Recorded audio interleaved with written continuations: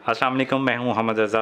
उम्मीद है कि आप सब खैरियत से होंगे। एक लंबे अरसे के बाद मैं इस प्लेटफॉर्म पे वीडियो रिकॉर्ड कर रहा हूं। बहुत सारी रीज़न्स थी, कुछ मसरूफ़ियत ऐसी थी भी, इसके फिर कुछ तबीयत के कुछ मामलात ऐसे हो गए कि जिसकी वजह से मैं वीडियो रिकॉर्ड नहीं कर पाता था। तो बहरहाल हमने लास्ट अपनी वीडियो में जो बात की थी वो फाइनेंशियल्स को लेके बात की थी, जिसमें मेरे एक बहुत अच्छे एक दोस्त हैं, उन्होंने एक चीज़ हाईलाइट की और पॉइंट आउट की इनफैक्ट कि हमने फाइनेंशियल्स तो ज़िक्र कर लिए, लेकिन बैकअप फाइनेंशियल्स का ज़िक्र नहीं किया। जितना फाइनेंशियल ज़रूरी होते हैं उतना ही फाइनेंशियल्स का बैकअप प्लान ज़रूरी होता है। तो आज मैं उस चीज़ को एड्रेस करूँगा कि फाइनेंशियल्स जो बैकअप फाइनेंशियल्स है वो कितना और क्यों और किस तरह से ज़रूरी होता है।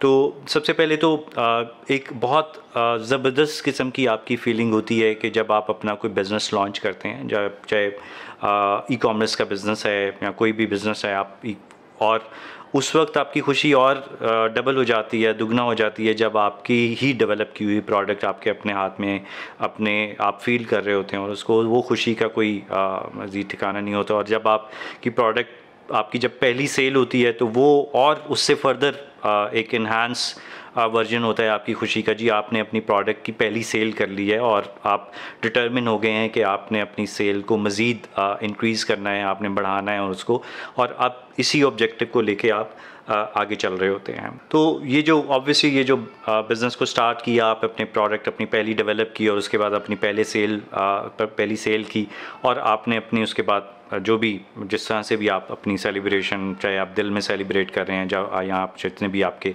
को फाउंडर्स हैं या अपने आपके कोलीग्स हैं उनके साथ सेलिब्रेट कर रहे हैं, तो it's a very good thing. During that business आपने अपनी पहली सेल भी कर ली, आप अपने सेल को बढ़ा भी रहे हैं और आपको मार्केटिंग भी जारी है आपकी, डिफरेंट और चीज़ें, आपकी प्रोडक्शन भी हो रही है और बहुत सारी चीज़ें साथ साथ पैरेलल चल रही हैं। बट यू नेवर नो, आप फ्यूचर प्रिडिक्ट नहीं कर सकते।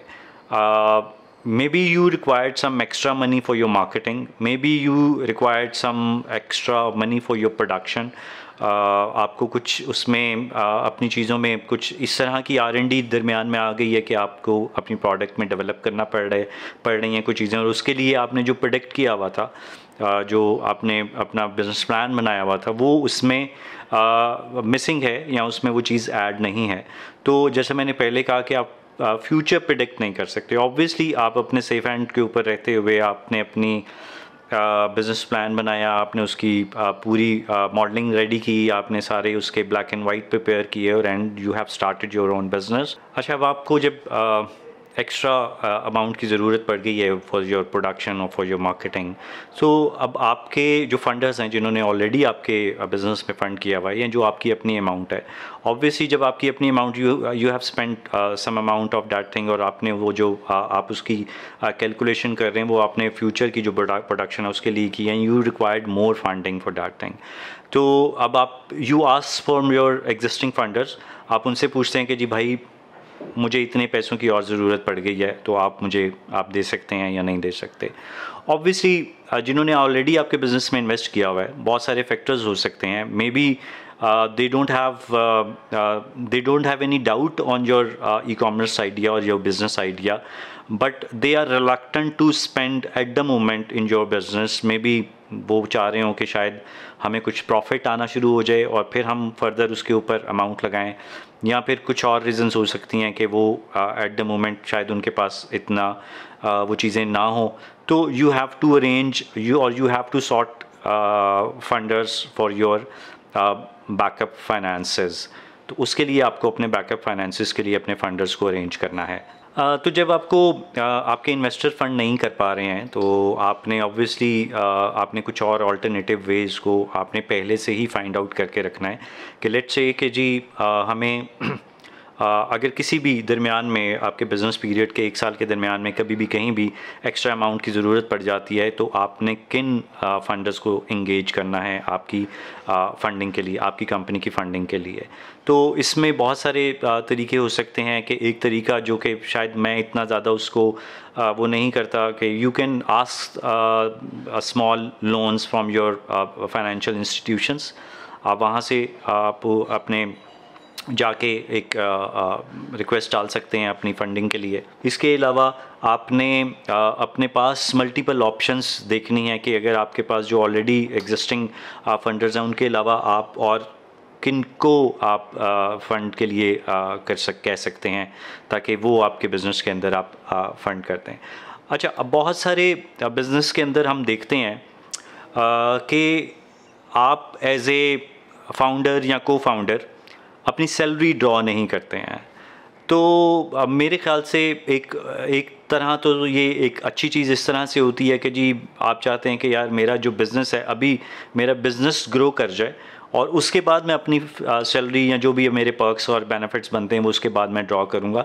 बट अगर हम ओवरऑल देखा जाए, अगर एक बिज़नेस मॉडल को देखा जाए तो इसको अच्छा नहीं समझा जाता इन अ सेंस के it's not a good practice. Obviously आपके साथ भी एक्सपेंस हैं, आपके साथ भी बहुत सारे फैमिली हैं और भी डिफरेंट और पैरामीटर्स हैं, लवाजमात हैं आपके साथ जो कि आपने जिनको फुलफ़िल करना होता है। ऑब्वियसली आपकी सारी लाइफ के लिए आपने अपने उन चीज़ों को कंट्रोल करना होता है। तो उसके लिए ज़रूरी होता है कि आप अपने सैलरी अपने बिज़नेस प्लान के अंदर ज़रूर ड्रॉ करके ज़रूर स्केच करें। कैसे स्केच करें कि जब आप अपने बिज़नेस प्लान बना रहे हैं, जब अपना फाइनेंशियल्स बना रहे हैं, उसमें अपनी सैलरी का पोर्शन ज़रूर ऐड करें।